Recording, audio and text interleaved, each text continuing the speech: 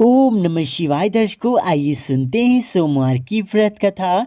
एक बार किसी एक नगर में एक साहूकार था। उसके घर में धन की कोई कमी नहीं थी, लेकिन कोई संतान न होने के कारण वह बहुत दुखी था। संतान प्राप्ति के लिए वह हर सोमवार को व्रत रखता था और पूरी श्रद्धा के साथ शिव मंदिर जाकर भगवान शिव और माता पार्वती की पूजा करता था। उसकी भक्ति देखकर एक दिन माँ पार्वती प्रसन्न होकर भगवान शिव से साहूकार को मनोकामना पूर्ण करने का निवेदन किया। पार्वती जी के आग्रह पर भगवान शिव ने कहा, है पार्वती, इस संसार में हर प्राणी को उसके कर्मों का फल मिलता है और जिसके भाग्य में जो है उसे भोगना पड़ेगा। लेकिन पार्वती जी ने साहूकार की भक्ति देखकर उसकी मनोकामना पूर्ण करने की इच्छा व्यक्त की। माता पार्वती के आग्रह पर शिव जी साहूकार को पुत्र प्राप्ति का वरदान तो दिया, लेकिन उन्होंने बताया कि यह बालक 12 वर्ष तक ही जीवित रहेगा। माता पार्वती और भगवान शिव की बातचीत को साहूकार सुन रहा था, इसलिए उससे ना तो इस बात का खुशी थी और ना ही दुख। वह पहले की भांति शिव जी की पूजा करता रहा। कुछ समय के बाद साहूकार की पत्नी ने एक पुत्र को जन्म दिया।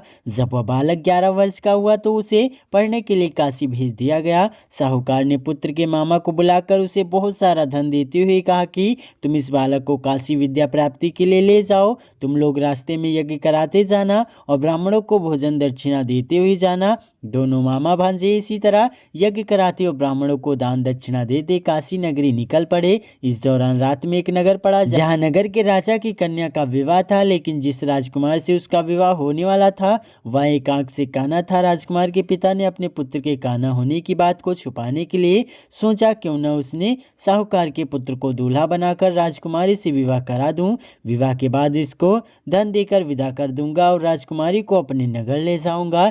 लड़के को दूल्हे के वस्त्र पहनाकर राजकुमारी से विवाह करा दिया गया। साहूकार का पुत्र ईमानदार था, उसे यह बात सही नहीं लगी, इसलिए उसने अवसर पाकर राजकुमारी के दुपट्टे पर लिखा कि तुम्हारा विवाह तो मेरे साथ हुआ है, लेकिन जिस राजकुमार के संग तुम्हें भेजा जाएगा वह एक आंख से काना है। मैं तो काशी पढ़ने जा रहा हूँ। जब राजकुमारी ने चुन्नी पर लिखी बातें पढ़ी तो उसने अपने माता पिता को यह बात बताई। राजा ने अपनी पुत्री को विदा नहीं किया, फिर बारात वापस चली गई। दूसरी ओर साहूकार का लड़का उसका मामा काशी पहुंचे और वहां जाकर उन्होंने यज्ञ किया। जिस दिन लड़का 12 साल का हुआ उस दिन भी यज्ञ का आयोजन था। लड़के ने अपने मामा से कहा कि मेरी तबीयत कुछ ठीक नहीं है। मामा ने कहा कि तुम अंदर जाकर आराम कर लो। शिव जी के वरदान अनुसार कुछ ही देर में उस बालक के प्राण निकल गए। मृत भांजी को देख उसके मामा ने विलाप करना शुरू किया। संयोगवश उसी समय शिव जी और माता पार्वती उधर से जा रहे थे। पार्वती माता ने भोलेनाथ से कहा, स्वामी, मुझे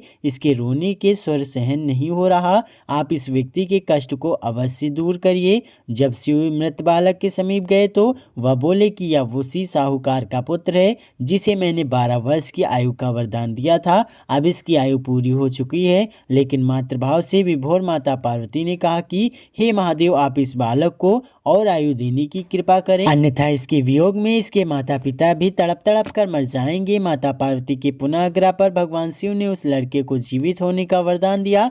शिव जी की कृपा से वह लड़का जीवित हो गया। शिक्षा पूरी करके लड़का मामा के साथ अपने नगर की ओर वापस चल दिया। दोनों चलते हुए उस नगर में पहुंचे जहां उसका विवाह हुआ था। उस नगर में भी उन्होंने यज्ञ का आयोजन किया। उस लड़के के ससुर ने उसे पहचान लिया और महल में ले जाकर उसकी खातिरदारी की और अपनी पुत्री को विदा किया। इधर साहूकार और उसकी पत्नी भूखे प्यासे रहकर बेटे की प्रतीक्षा कर रहे थे। उन्होंने प्रण कर रखा था कि यदि उन्हें अपने बेटे की मृत्यु का समाचार मिला तो वह भी प्राण त्याग देंगे, परंतु अपने बेटे के जीवित होने का समाचार पाकर वह बेहद प्रसन्न हुए। उसी रात भगवान शिव ने साहूकार के स्वप्न में आकर कहा, हे श्रेष्ठी, मैंने तेरे सोमवार के व्रत करने और व्रत कथा सुनने से प्रसन्न होकर तेरे पुत्र को लंबी आयु प्रदान की है। इसी प्रकार जो कोई सोमवार व्रत करता है या कथा सुनता है और पढ़ता है उसके सभी दुख दूर होते हैं और सभी मनोकामनाएं पूर्ण होती हैं।